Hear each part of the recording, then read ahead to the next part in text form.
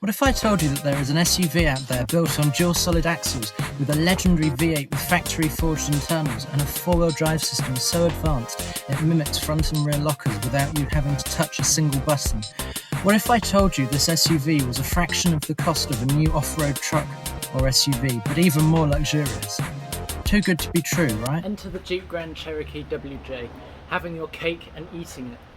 Whereas modern SUVs are full of compromise, either you get an SUV that can't even look at a muddy field, or you get some purpose-built back-breaking rig with a strange interior colour combination, the WJ would never ask you to compromise. This is truly the most capable sport utility vehicle ever, and today I'm going to explain to you how they managed to do it. Jeep engineers made the WJ on a uniframe platform, which combines the rigidity and capability of a ladder chassis frame rails with the low centre of gravity of a monocoque chassis car.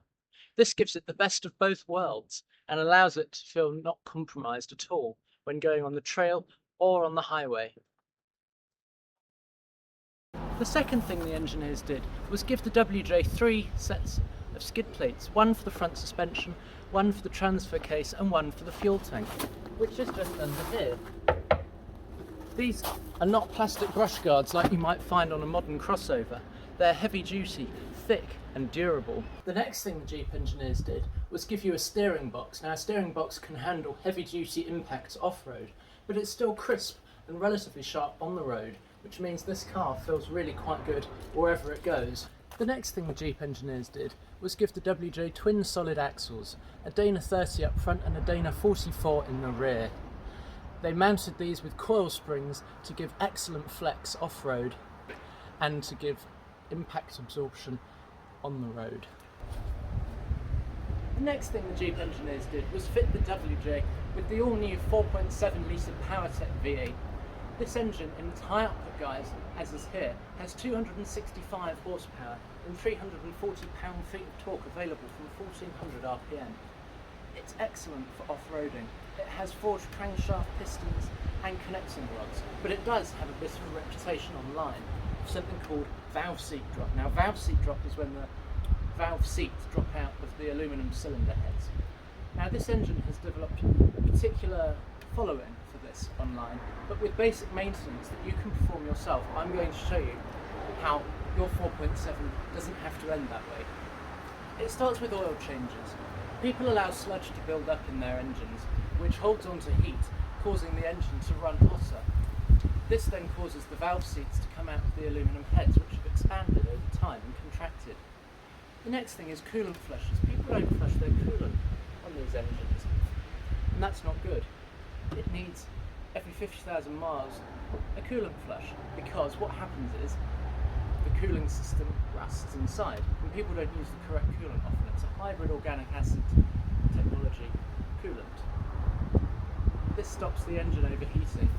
The last point people overlook with the PowerTech V8 is the hydraulic cooling fan. Now this runs off the power steering pump. People often use the incorrect power steering fluid on their 4.7s. This means the engine runs just a tiny bit hotter because the fan can't operate as efficiently as it would like to. This means the valve seats drop out eventually because they're being run hotter than they were supposed to be. Follow these 3 basic tips and your PowerTech V8 will last 300,000 miles, I can guarantee you that. Take a listen.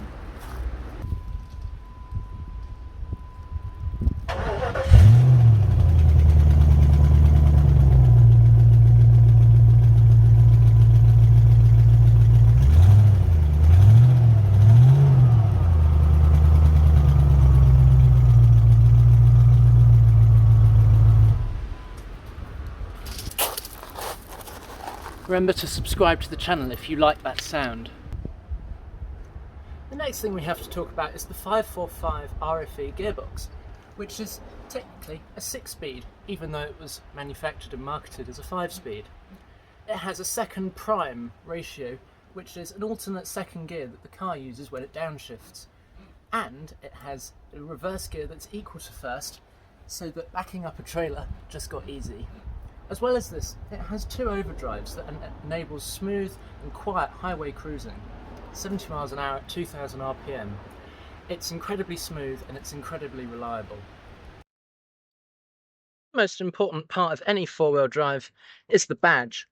Now, this quadra-drive badge signals that there is a legendary four-wheel drive system powering this Grand Cherokee. The quadra-drive system uses twin vari-lock axles, which are basically gyrosa pumps that apply pressure, hydraulic pressure, to a clutch pack. This mimics front and rear lockers, as well as the gyrosa pump in the transfer case, which is the NV247 Quadra-Track 2 transfer case.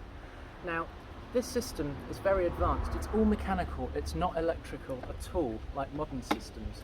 This means that it's incredibly reliable and it still works after all these years. This system is fast, just as fast as it is to blink your eye.